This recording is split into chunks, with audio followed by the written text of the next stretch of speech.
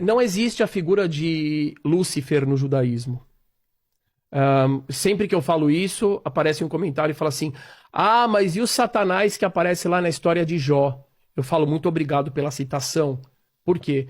Porque aquele Satã que aparece na história de Jó, que aparece exatamente, como ser humano, é um verbo na realidade. A Satã. palavra Satã na realidade significa opositor, desviador. É um ser que, de acordo com a nossa tradição, o diabo é o diabolos, o divisor. Ele tem uma função de colocar o ser humano em teste, etc e tal, mas ele não é um inimigo de Deus, porque Deus é absolutamente supremo e, de acordo com o judaísmo, ele nunca criaria uma criatura que se tornaria o seu pior inimigo e faria o mal para os demais.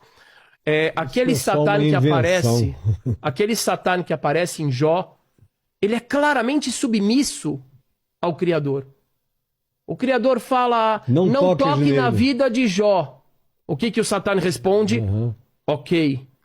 Outra questão interessante é que, de acordo com essa visão popular, que muitos irmãos, e eu repito, irmãos cristãos meus, perguntam, falam, mas Lúcifer é o Deus do mal, que está lá no inferno. Eu falo, bom, se ele está no inferno, e ele é o inimigo de Deus, ele faz uma rebelião contra Deus, como é que 2000 anos depois ele aparece lá no céu, conversando com Deus e submisso a Deus?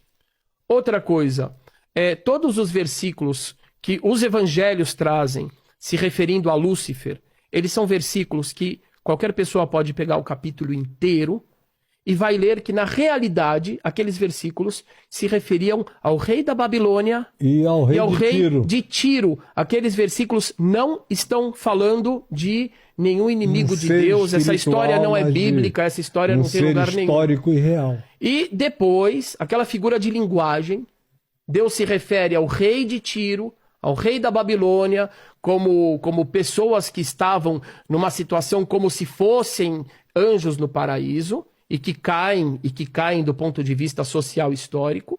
E aquilo é tirado de contexto e é criada uma figura de um Lúcifer e de um Satanás que, na nossa visão, uma escatologia não existe. Ficcional. Exato, não existe.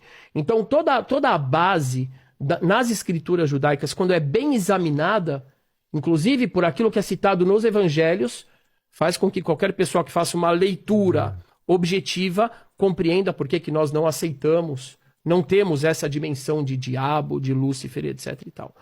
Agora, para ser... Todo judaísmo a sua pergunta é excelente. Todo judaísmo não crê nessa história de um Lúcifer inimigo de Deus, etc e tal. Isso